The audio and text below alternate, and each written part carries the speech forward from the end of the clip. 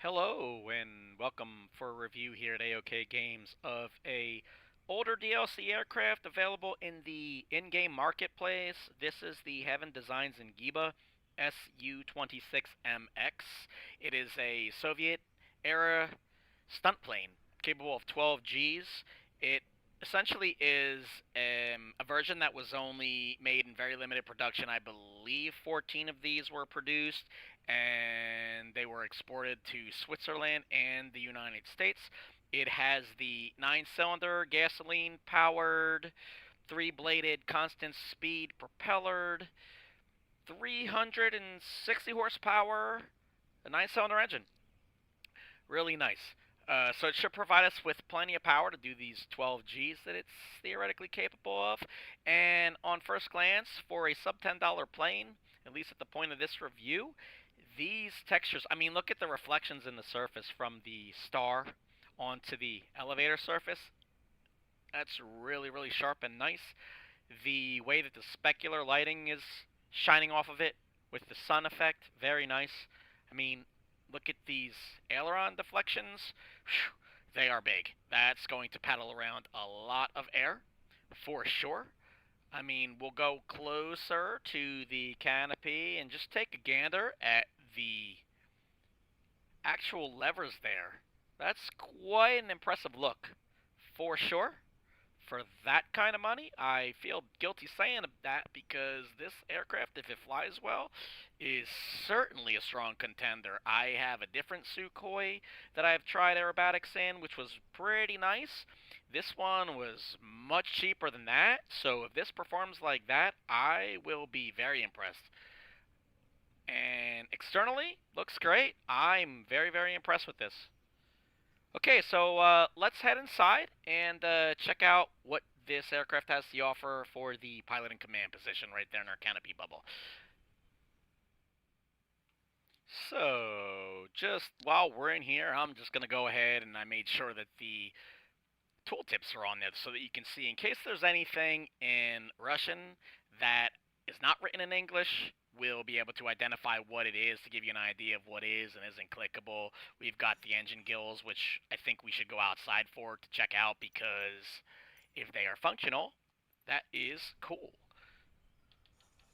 Yes, indeed, right behind the propeller cone there. That's cool. We'll leave those open for our start, and we'll also look around as well. We've got our throttle lever. Very nice. We've got, obviously, our traditional left and right magnetos. We've got mixture. Might as well go ahead and throw that to full. And, of course, there'd be a propeller on there as well. Pitch trim. Fantastic. Fuel valve shutoff. Might as well throw that in. And while we're at it, let's go ahead and close this up. I really like to see features like that. The clickable spaces in a sub $10 aircraft at the time of this review is quite nice. The details in the gauges as well, they're very nicely modeled for sure. Gonna go ahead and hit that magic B button to set up our altimeter. So let's go ahead and power this up because I'm very curious to hear the unique sound of this M14P engine. We'll turn all that on. We've got our Unicom here, right? All right. So let's go ahead. We'll crack the throttle, and we'll listen for the start and see how that goes. Starter in this aircraft is down here.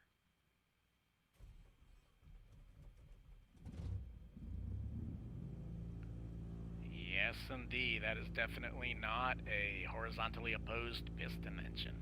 Let's hear it outside. Give it a little bit of throttle, shall we?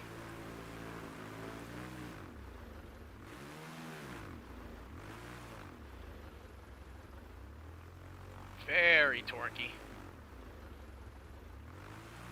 Nice animations on the propeller swing there. I like that. Fantastic. Let's see that roll. Wow. Could you imagine that? That is not your average 152 Cessna. Okay, so I'm gonna test out the taxi. I'll let you know what that's like. We're gonna head out to the active and try back this to bird the out, active see how it taxiway performs. here. Be right. Just bear with me. I do use the Airbus quadrant throttles, and they have those detents, so the throttle application could be fairly abrupt. But in terms of the controls here, fantastic inputs. I'm genuinely impressed so far. The steering, very, very nice. It's smooth. It's really smooth. So I am 100% liking this so far. Let's go ahead and line up and get this bird off the ground. And having to be really careful with the 360 horsepower engine here, because the torque here with the 3-blade and 9 cylinders is quite dramatic, especially with this notchy throttle from the Airbus controls here. So let's go ahead and see what it does. I have not taken this aircraft off before, so all of this is a first for me. Everything looks good to go. We are all set. I've adjusted my height a little bit down in the front view because it's a little high for my liking, and we literally don't have that much view to begin with. So, and very twitchy as to be expected with a massive rudder surface there, and I am barely putting in any throttle here. We are already off. Fantastic. No retracts, no flaps to worry about. This is nice. Let's leave the power setting right there. So far, it's very smooth. What I want to do is trim out for nice and level flight. I do not want to be doing loops or bower rolls or knife edges or anything with control surfaces that are fighting me. So let's go ahead and do, like, I don't know. Let's just try a roll.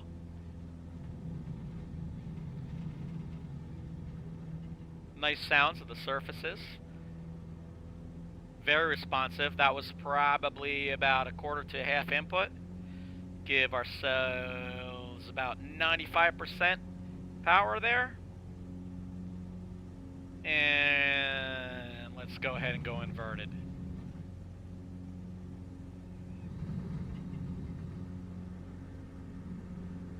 Very controllable.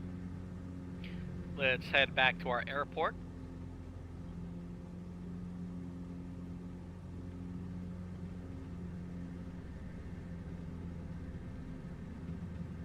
Fantastic. And the airspeed looks as though it is written in kilometers per hour. But you want to know the review. What do I think? Let's see it externally. Yeah, that's the business right there, is it not? Dip in the wings. Just getting a quick aileron roll. That's full deflection. Very high turn rate. Let's see if we can do some possible knife edging, huh? Now this is where the flight model of Flight Simulator comes in. So to judge an aircraft based off of the Flight Simulator model is not appropriate, because this is not exactly Microsoft Stunt Flight Simulator. But just trying to feel the aircraft out, as I've never been in this before.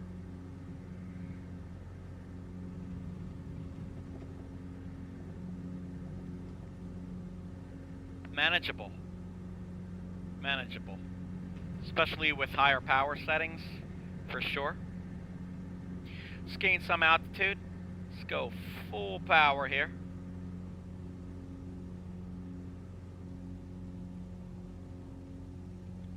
And let's bring that back around.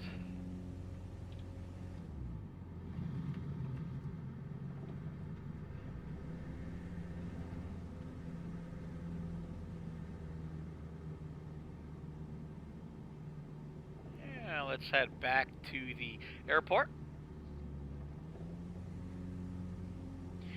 See if we can do an inverted approach flyby or something like that, right? Why not?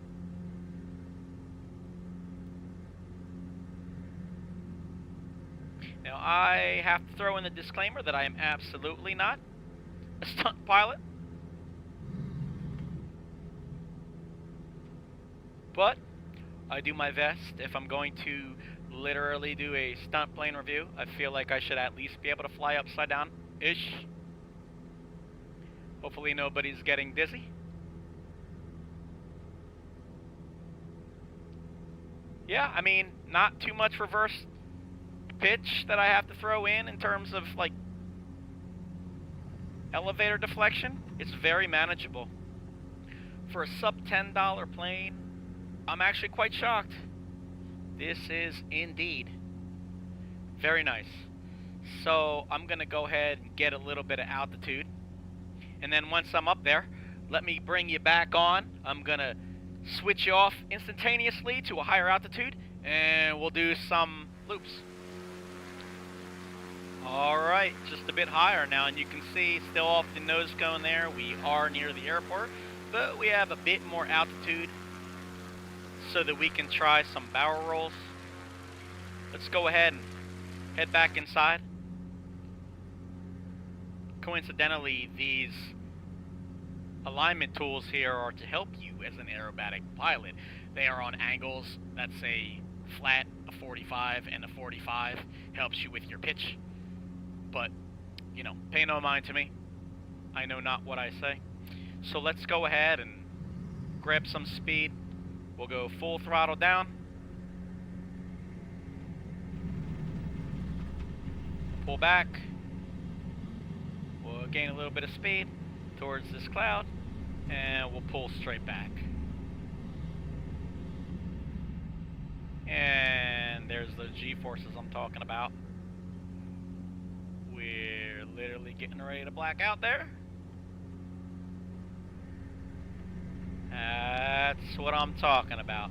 I get the feeling that as long as you maintain your momentum and inertia, you could do this all day in an aircraft like this.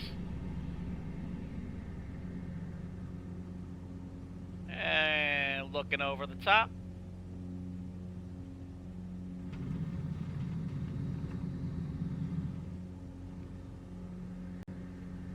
And always paying mind to our surroundings and our altitude, of course. Pull back the power. What do you say we go in and try and approach on this beast, see what it lands like, huh? Be right back.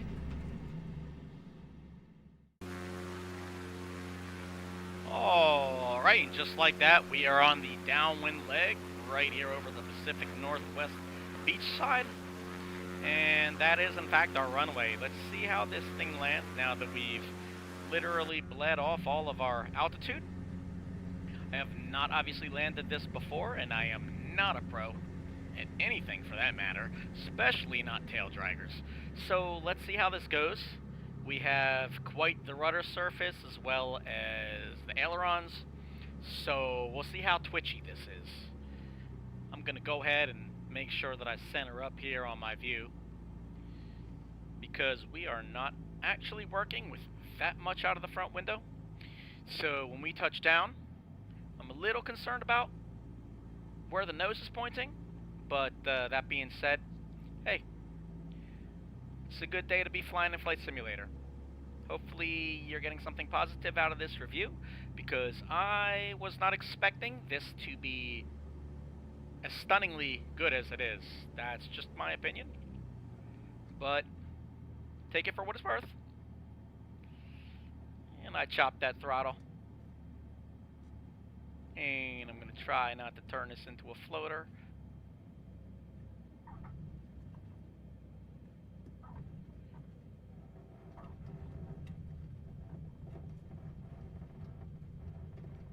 And resting the tail wheel back on the ground while applying the brakes and pulling up on the elevator so as to not nosedive into the ground. We've made it back. Let's get some activity out of this use out of the canopy. So I'm not hearing, oh, there you go, it puts it down by itself, but I did not hear an ambient change in sounds based off of, you know, wind noise and propeller stuff, backwash, and everything. So there's no difference in the ambience of, externally when you open up the cabin. That's okay. So here we are, back where we started. Let's go ahead and get this engine offline and shut everything down, eh? Very nice. Let's go ahead and close up those inlet fins there. We will reopen that door now that we can. Let's go ahead and remove the magnetos, eh? And pull the prop pitch back. Everything's off there. Off, off, off, off. Off, off, off, off, off. Alright, so what do I think? Obviously, I like it. It's quite a bargain for the admission price. And, yeah, I would highly recommend this. Very pleasantly surprised. So, with that, thanks for watching, and we'll see you in the next one. Bye-bye.